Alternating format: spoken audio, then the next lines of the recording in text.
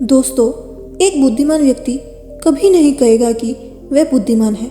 इसलिए नहीं कि ऐसा कहने से उसकी बुद्धिमत्ता कम हो जाएगी, बल्कि इसलिए क्योंकि वह ऐसा कहने की व्यर्थता को देख पाता है। दोस्तों, गौतम बुद्ध के जीवन से जुड़ी हुई एक छोटी सी कहानी जो आपको बताएगी कि वास्तव में बुद्धिमत्ता कौन है। एक नगर में एक लड़का रहा करता था। उसका दिमाग बहुत तेज था और उसकी खासियत ये थी कि वह किसी भी चीज़ को बड़ी जल्दी और आसानी से सीख लेता था। जहां अन्य लोगों को किसी काम को सीखने में महीने या वर्ष लगते थे, वहीं पर उस लड़के को उसी काम को सीखने में कुछ दिन लगते थे। उसकी ख्याति दूर दूर तक फैल गई थी और कहा जाने लगा था कि उस व्यक्ति के जितना बुद्धिमान कोई नहीं है। परंतु वह व्यक्ति तो जानता था कि वह भीतर से क्या है। हर व्यक्ति जानता है कि वह भीतर से क्या है, चाहे वो बाहर से कुछ भी दिखाए। वह व्यक्ति भी भीतर से तो परेशान था, परंतु वह अपने अहंकार से अपने परेशानियों को ढकना चाहता था। दोस्तों, ज़्यादातर लोग ऐसे ही करते हैं। वह व्यक्ति अपनी प्रसिद्धि को और बढ़ाने के लिए तरह तरह के काम सीख रहा था। वह चित्रकारी करना जानता था, वह मूर्ति बना सकता था और वह गीत गा सकता था, और वो दुनिया जहान का हर वो काम सीख चुका था जो उसने अब तक देखे हुए थे। इसलिए उसे अपनी बुद्धिमत्ता पर अहंकार था, क्योंकि कोई भी साधारण आदमी एक काम कर सकता है या दो काम कर सकता है, ज़्यादा से ज़्यादा 3 काम को कर सकता है, परंतु वह तो सैकड़ों काम को कर सकता था और बहुत अच्छे से कर सकता था। इसलिए उसे अपनी बुद्धिमत्ता पर अहंकार था। वह इस बात को अंदर ही अंदर मान चुका था कि उसके जितना बुद्धिमान इस दुनिया में कोई भी नहीं है। फिर एक दिन उसका सामना गौतम बुद्ध से होता है। उसे पहली बार एक ऐसा व्यक्ति दिखता है जिससे उसे ईर्ष्या होती है। अब तक उसने ऐसे लोग देखे हुए थे जो उससे ईर्ष्या करते थे, और जहाँ ईर्ष्या होती है वहाँ तुलना का होना निश्चित है। वह व्यक्ति अपनी तुलना गौतम बुद्ध के साथ करना शुरू कर देता है। वह देखता है कि बुद्ध के पास तो एक भिक्षा का कटोरा है, और लेकिन उसके पास धन की कोई भी कमी नहीं है। बुद्ध के वस्त्र तो साधारण थे, परंतु उसके वस्त्र बहुत कीमती है। बुद्ध तो जमीन पर नंगे पैर चलते हैं, परंतु वह नंगे पैर नहीं चलता। इसी तरह से वो आदमी सैकड़ों चीज़ों से अपनी तुलना गौतम बुद्ध के साथ करने लगता है, परंतु हर तुलना के बाद भी वह पाता है कि उसकी ईर्ष्या बुद्ध के प्रति 1% भी कम नहीं होती। वह व्यक्ति मन ही मन सोचता है कि मैं इस भिक्षु से अपनी तुलना क्यों कर रहा हूँ, जबकि मेरा जीवन इससे 100 गुना बेहतर है। लोग भी बुद्ध का सम्मान कर रहे हैं। आखिर इसके भीतर ऐसा क्या है जो मुझ में नहीं है, और जिसके कारण मेरे भीतर इसके प्रति ईर्ष्या है। बहुत देर अपने मन में उलझे रहने के बाद वह व्यक्ति तय करता है कि वह बुद्ध के पास जाएगा और उनसे पूछेगा कि उनकी उपलब्धि क्या है। वह व्यक्ति अपने सेवकों के साथ बुद्ध के पास जाता है और उनसे कहता है कि मैं इस इलाके का सबसे बुद्धिमान व्यक्ति हूँ, और आप अपने आसपास जो भी देख रहे हो मैं वो सब करना जानता हूँ। किसी भी कार्य को सीखने में मुझे बहुत ही कम समय लगता है। सभी लोग मेरा सम्मान करते हैं, परंतु इस सब के बाद भी मेरे भीतर आपके लिए ईर्ष्या है। मैं ये जानना चाहता हूँ कि आपकी उपलब्धि क्या है। ये सब लोग आपका आदर सम्मान क्यों कर रहे हैं। उसके बाद बुद्ध कहते हैं कि वैसे तो मेरी कोई उपलब्धि नहीं है, परंतु तुम कह सकते हो कि मेरी एक उपलब्धि है। वह व्यक्ति पूछता है कि क्या मैं जान सकता हूँ। तो फिर उसके बाद बुद्ध कहते हैं कि मेरी एक उपलब्धि है कि मैं सभी उपलब्धियों को छोड़ चुका हूँ। वह व्यक्ति बुद्ध से पूछता है कि मतलब, मैं कुछ समझा नहीं। बुद्ध उस व्यक्ति से कहते हैं कि क्या तुम्हें प्रशंसा अच्छी लगती है। वह व्यक्ति कहता है कि प्रशंसा तो सभी को ही अच्छी लगती है। उसके बाद बुद्ध कहते हैं कि तुम्हें निंदा अच्छी लगती है।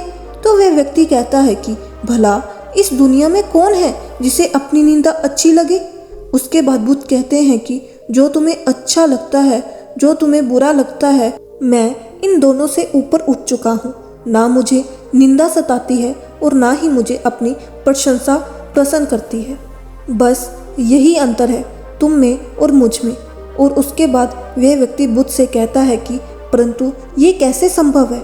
बुद्ध मुस्कुराते हैं और उस व्यक्ति से कहते हैं कि तुमने सैकड़ों काम सीखे, लेकिन एक सबसे जरूरी काम को तुम सीखना भूल ही गए। वह व्यक्ति बुद्ध से पूछता है कि कौन सा काम बुद्ध? बुद्ध कहते हैं कि अपने मन को नियंत्रण करना। क्या तुम्हें आता है? बुद्ध की वह बात सुनकर व्यक्ति समझ जाता है कि ईर्ष्या का यही कारण था। उसके बाद बुद्ध कहते हैं कि जिस व्यक्ति ने सारा जगत को जीत लिया लेकिन अपने मन को नहीं जीता, उसने कुछ भी नहीं जीता। और जिसने अपने मन को जीता परंतु अपना सब कुछ गंवा दिया, फिर भी उसने सब कुछ जीत लिया। क्योंकि वास्तव में बुद्धिमान व्यक्ति वही है जो अपने मन का शासक है, वो नहीं जो अपने मन का गुलाम है। गौतम बुद्ध के इन शब्दों को सुनकर उस व्यक्ति का अहंकार टूट जाता है और वह व्यक्ति बुद्ध से कहता है कि क्या आप मुझे अपने मन को जीतना सिखा सकते हैं? बुद्ध कहते हैं कि अवश्य सिखाएंगे, परंतु मैं तुम्हारी सभी उपलब्धियां छीन लूँगा। फिर उसके बाद वह व्यक्ति बुद्ध से कहता है कि मैं तैयार हूँ।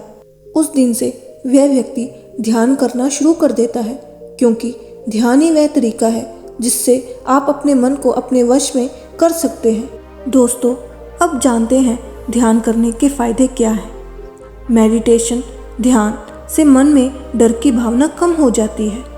ध्यान हमारा मानसिक संतुलन बढ़ाता है, हमारे अंतर्ज्ञान को बढ़ाता है, हर परिस्थिति को देखने का नज़रिया बढ़ाता है, हमारे चरित्र को शुद्ध करता है। ध्यान मन की शांति और खुशी बढ़ाता है, हमें अपने उद्देश्यों को समझने में मदद करता है, खुद के वास्तविक अर्थ को समझने में मदद करता है, हमारे अंदर के दया स्वभाव को बढ़ाता है, हमारे ज्ञान में वृद्धि होती है, गहराई से अपने को और दूसरे को समझने में सामर्थ्य प्राप्त होता है।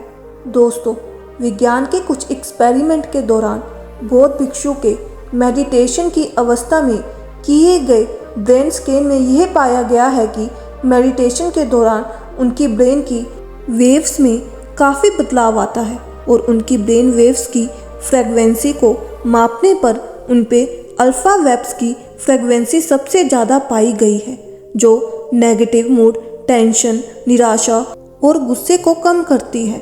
8 हफ्ते लगातार मेडिटेशन के निरंतर अभ्यास से हमारी याद करने की शक्ति में अद्भुत इम्प्रूवमेंट होने लगती है और उम्र के साथ बढ़ती भूलने की बीमारी में भी कमी आती है और साथ ही साथ हमारी इच्छा शक्ति भी बहुत बढ़ जाती है। मेडिटेशन से और मन की शक्ति से बहुत से असाध्य रोगों का इलाज भी किया जाता है और नतीजे चौंकाने वाले होते हैं। मेडिटेशन करने से शरीर की प्रतिरोधक क्षमता बढ़ जाती है। दोस्तों, मेडिटेशन करने वाले व्यक्ति हमेशा अपने उम्र से कम नज़र आते हैं। आपने योग गुरु को भी देखा होगा, उनके चेहरे पर तेज और उनकी त्वचा के वजह से उनकी उम्र का पता नहीं चलना। मेडिटेशन आपको निरोगी बनाता है और शरीर में नई ऊर्जा का संचार करता है और उसके साथ शरीर में नई कोशिका का भी निर्माण होता है। मेडिटेशन से अच्छे स्वास्थ्य का लाभ होता है और मेडिटेशन के निरंतर अभ्यास से आप अपने भीतर छिपी एक ऐसी दुनिया से जुड़ते हैं जो अपने आप में अद्भुत है। आपके अंदर पूरा ब्रह्मांड छुपा है और मेडिटेशन से आप अपने अवचेतन मन के प्रोग्रामिंग को चेंज करके आप अपने सभी सपनों को पूरा कर सकते हैं। दोस्तों, जिस व्यक्ति ने अपने आप को वश में कर लिया, उसकी जीत को कोई भी हार में नहीं बदल सकता है। प्रार्थना और ध्यान इंसान के लिए बहुत ज़रूरी है। प्रार्थना में भगवान आपकी बात सुनते हैं और ध्यान में आप भगवान की बात सुनते हैं। तो दोस्तों, मिलते हैं अगली कहानी में। शुभ प्रभात।